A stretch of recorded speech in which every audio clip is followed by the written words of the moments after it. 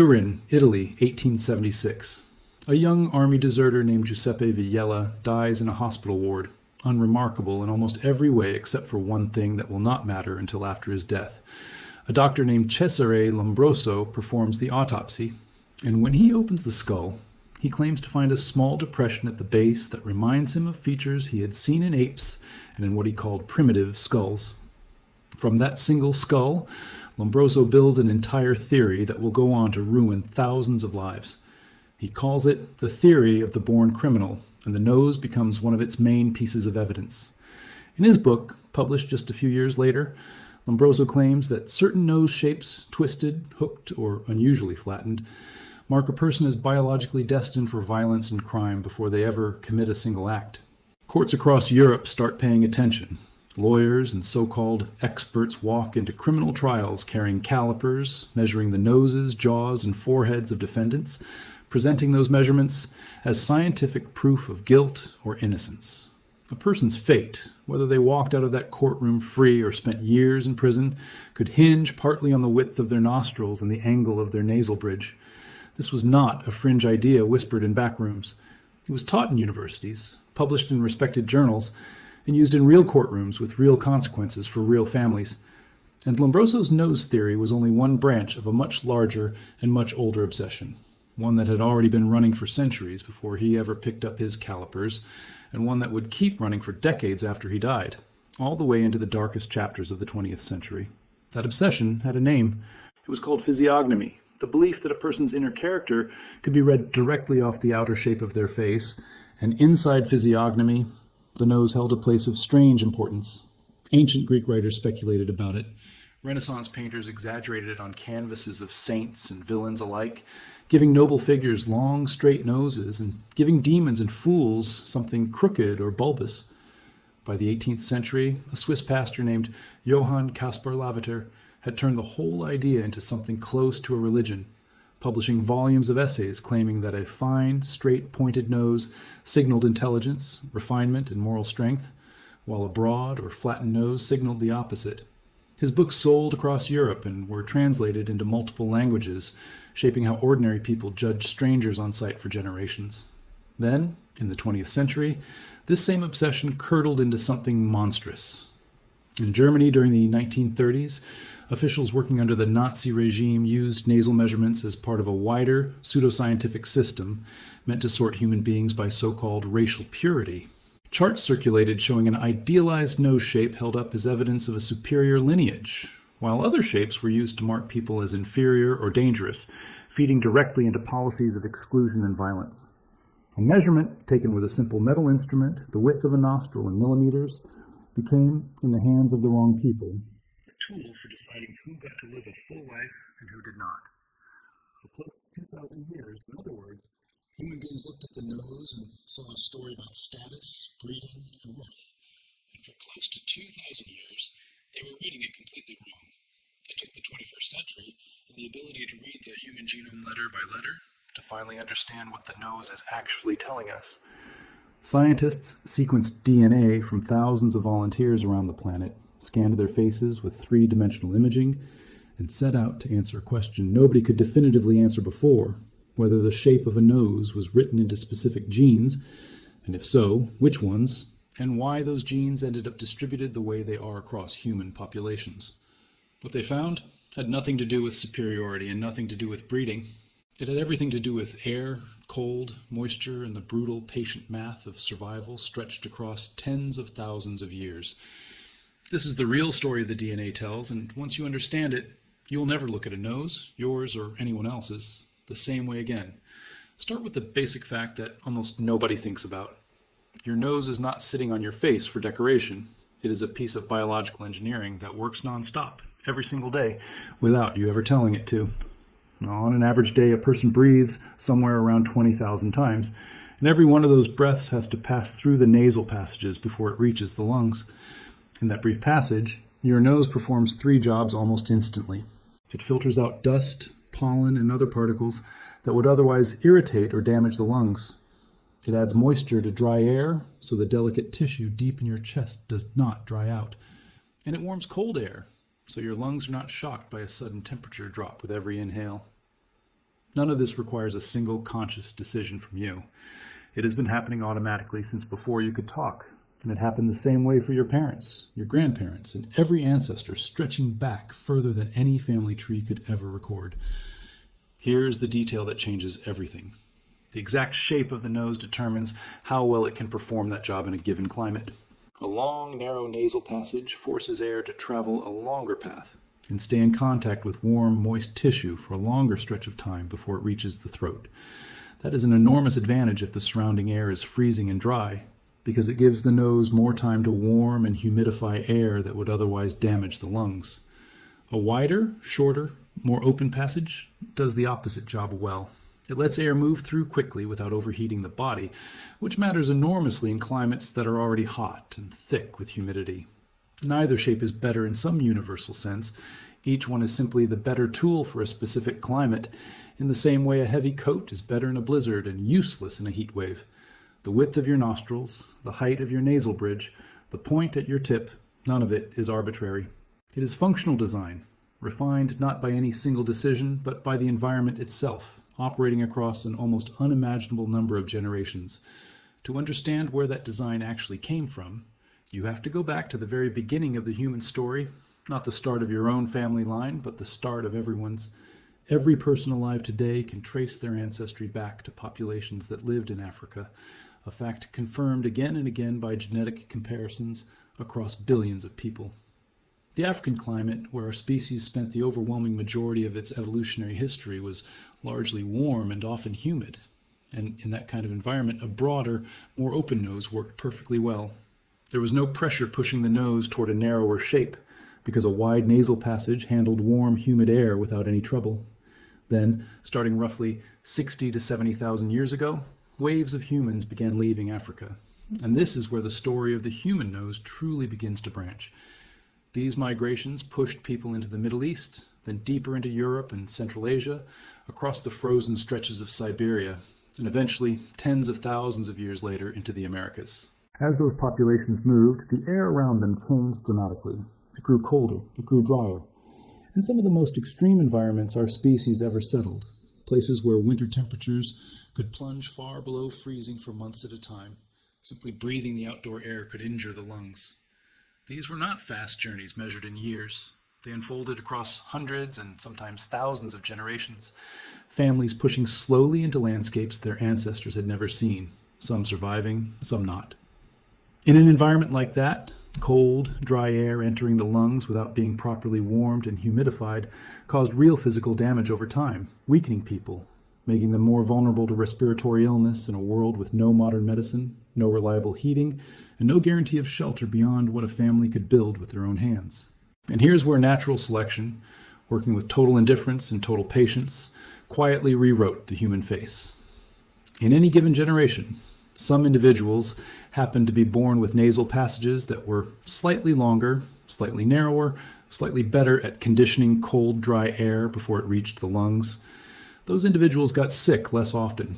They survived childhood more reliably. They lived long enough to have children of their own, and those children inherited the same, slightly more efficient nose. Repeat that pattern across hundreds of generations in the coldest, driest regions of the planet, and the outcome is a nose that has grown longer, narrower, higher at the bridge, and finer at the tip. Not because any individual or culture chose it, but because the alternative was more likely to die out before passing anything forward. Long before scientists could prove any of this with DNA, one researcher noticed the pattern simply by measuring skulls. In 1913, a British anatomist named Arthur Thomson published an observation that came to be known as Thomson's nose rule, showing that populations living farther from the equator, in colder and drier climates, tended to have narrower, taller nasal openings, while populations native to hot, humid regions near the equator tended to have wider ones. Thomson measured this relationship again and again across skulls collected from different regions of the world, and the pattern held remarkably well whether he was looking at people from the Arctic, from high mountain ranges, from open deserts, or from dense tropical regions. It was a striking correlation, but for more than a century it remained just that, a correlation, an outside observation with no way to peer inside the actual biological instructions that were producing it. Critics could always argue the pattern was coincidence, or a side effect of something else entirely, because nobody could open up the genetic code itself and check. It was not only cold air doing this work. Dry air does something remarkably similar to the nose regardless of temperature, which is why populations living at high altitude, where the air is thin and parched, and populations living in arid desert regions, where moisture is scarce year-round, both tend toward narrower nasal passages as well. In both cases, the underlying problem is the same. The nose has to squeeze as much heat and moisture as possible out of every single breath before that air disappears into the lungs, and a longer, narrower passage is simply better at that job than a short, wide one. This reshaping was not limited to the visible, external part of the nose either. Tucked inside the nasal cavity are curled, shelf-like structures called turbinates, covered in a thin layer of tissue rich with blood vessels. Their entire function is to force incoming air into contact with as much warm, moist surface area as possible, extracting heat and moisture on the way in, and reclaiming some of it again on the way back out during exhalation. In populations that settled in colder climates, this internal architecture had to work harder, and it changed shape right along with the visible bridge and tip. What you see when you look at a tall, narrow nose in the mirror is really only the outward half of a much deeper internal system, one built entirely around the singular task of keeping the lungs protected. For a long time, this remained an elegant theory without solid genetic proof behind it. Researchers could measure skulls and living faces and demonstrate the geographic pattern convincingly, but they couldn't point to the exact stretch of DNA responsible. And they could not rule out that migration history, random genetic drift, or some other unrelated factor, was producing the same statistical pattern by coincidence. The gap between observing the pattern and proving the mechanism remained wide for roughly a century, until genome sequencing technology finally advanced enough to close it. The breakthrough study that changed this arrived in the mid-2010s, when a team of geneticists working with a large, deliberately mixed ancestry population set out to hunt for the specific genes shaping facial features, the nose chief among them. Rather than only measuring noses with rulers the way researchers had for a century, they took three-dimensional scans of thousands of volunteers' faces and compared the precise geometry of each nose against that individual's full genome. Crucially, the study population included people with African, European, and Native American ancestry, along with a wide range of mixed backgrounds, because studying a single ancestral group in isolation tells you almost nothing about which genetic variants are actually driving differences between populations. You need contrast to see which switches are truly doing the work. When the results came in, a handful of specific genes lit up clearly, not vague chromosomal regions, but identifiable genes with no names and known addresses on the genome. One gene, called DCHS2, showed a strong association with how pointed or protruding the tip of the nose is, with certain variants making the tip project further forward and others pulling it in flatter. Another gene, RUNX2, already well known to biologists for its role in shaping bone growth throughout the body, turned out to also influence the width and breadth of the nasal bridge. A gene called GLI3, involved broadly in facial and limb development, showed connections to nose width as well. And a gene called PAX1 was linked to the overall width and structure of the nostrils themselves. None of these genes act entirely alone. Each one nudges the final shape of the nose in a particular direction, and the actual nose a person ends up with is the combined result of many such genes interacting together, dialed up or down differently in every individual, which is exactly why siblings can share a family resemblance in their noses without ever having identical ones. Each child inherits a slightly different mix of the same genetic switches from the same two parents. One particular gene deserves special attention because its effects reach far beyond the nose alone. It is called EDAR, and a specific variant of it is thought to have first appeared in a single individual somewhere in East Asia roughly 30,000 years ago.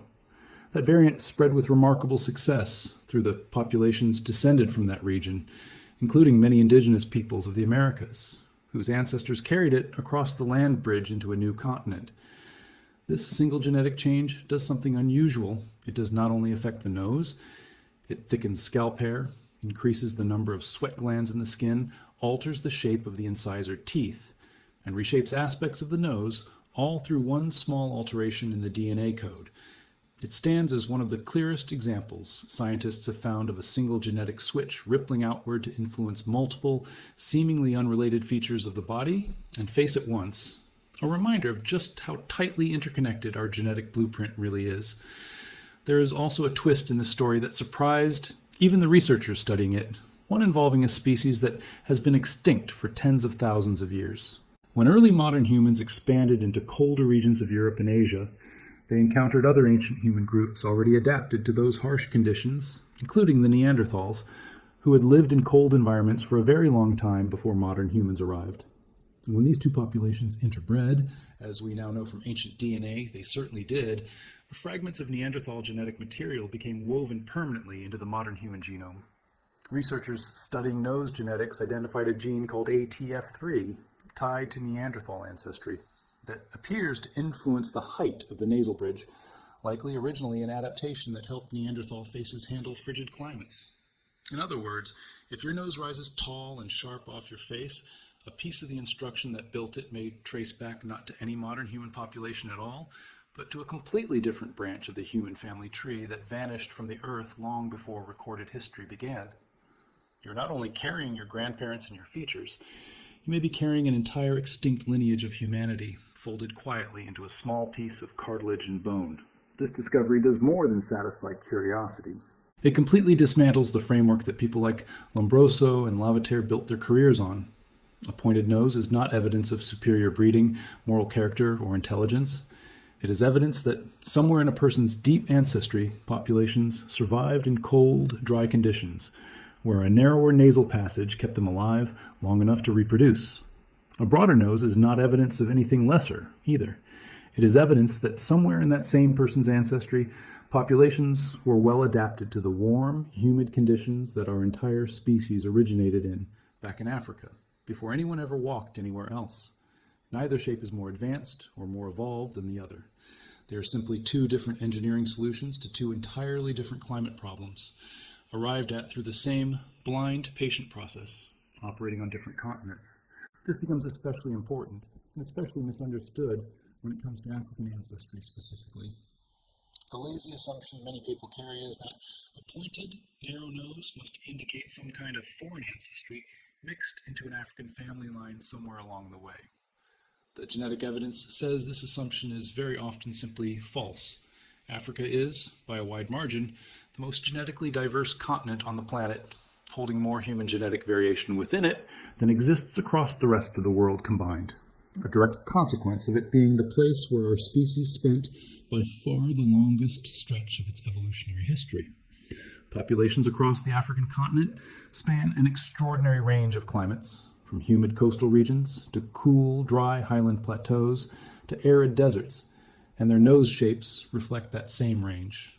Populations native to Africa's cooler, drier highland regions, for example, evolved narrower, higher-bridged nasal profiles for exactly the same climate reasons that shaped noses in northern Europe or Central Asia, developed independently, entirely within Africa, long before any migration out of the continent ever took place. Meanwhile, populations in Africa's hot, humid coastal and equatorial zones retain the broader, wider nasal shapes that suited those conditions well. The idea that there is one single African nose shape has never been supported by the evidence, and the genetics only makes that clearer with every new study. Given how precisely these genes have now been mapped, it is natural to wonder whether a simple DNA test could someday tell you exactly why your nose looks the way it does. The honest answer, at least for now, is not with real confidence. The genes involved are real, they have been identified, and their individual functions are increasingly well understood, but they interact with each other in complicated, layered ways that scientists are still working through. A standard consumer ancestry test can trace broad regional origins in your genetic history and can hint at a handful of physical traits, but predicting the precise sculpture of an individual nose from raw DNA remains a genuine frontier of ongoing research, rather than a finished, reliable product. There is one field pushing hard on exactly this problem right now, forensic DNA phenotyping, in which investigators attempt to reconstruct a rough likeness of a person's face, including the nose, from DNA left behind at a crime scene. The technique is real and steadily improving, but even its strongest advocates will tell you it currently produces something closer to an approximate sketch than a precise photograph. The nose has too many interacting genetic instructions, pulling in too many directions at once for any current method to nail down an exact, confident prediction. And there is something oddly reassuring in that. Your face remains too intricate to be fully reduced to a printout, even by the scientists working hardest to do exactly that. What the research can tell you, with real confidence, is the why behind the what. It can tell you that a pointed nose very likely marks ancestors who spent long stretches of history surviving cold or dry conditions. Their bodies quietly refined breath by breath across thousands upon thousands of years. It can tell you that a feature you may have once felt insecure about, or quietly proud of for entirely the wrong reasons, is neither a flaw nor a badge of superiority. It is a survival tool, handed down an unbroken chain of ancestors who lived and died in places most of us will never set foot in, all of them doing the exact same automatic invisible thing you're doing at this very moment without a single conscious thought behind it. Breathing. So look in the mirror one more time and consider what you're actually looking at. The point at the tip of your nose, the height of the bridge, the width of the nostrils, all of it is a physical record. Every gene responsible for it was tested generation after generation against a world that was actively trying to kill the people who carried it. The narrowness or breadth you were born with passed through countless ancestors who breathed some of the harshest air on the planet and survived long enough to have children anyway. You exist at the end of an unbroken line of survivors. And if even one link in that chain had failed to survive long enough to reproduce, the nose you have right now would not exist at all. You would be someone else's descendant entirely, wearing an entirely different face. Every single ancestor in that line had to live through famine, disease, extreme cold, and constant uncertainty long enough to become a parent in a world that guaranteed absolutely nothing to anybody. Generation after generation, in an unbroken chain stretching back tens of thousands of years, are so small they are difficult to even write down honestly. And yet, here you are, breathing through the very instrument they built for exactly that purpose. The people who once tried to rank human beings by nose shape, from the courtroom calipers of the 19th century to the racial charts of the 20th, never understood any of this. They looked at human variation and saw an excuse to build a hierarchy. The actual genetic evidence looks at that same variation and reveals the opposite. A shared, connected story running through every population on Earth, each one shaped by the specific patch of ground its ancestors fought to survive on. Every person alive today traces back to that same African origin, and every nose on every face you will ever meet, broad or narrow, flat-bridged or sharply pointed, is a different chapter of the exact same human story, written in the oldest language our species has, the language of survival, passed silently from parent to child across a span of time almost too vast to properly imagine. That is where the pointed nose actually comes from, not royalty. Not a secret bloodline whispered about at family gatherings. It comes from breath, from cold, from distance, and from an unbroken line of ancestors who simply refuse to stop surviving, all the way down to you.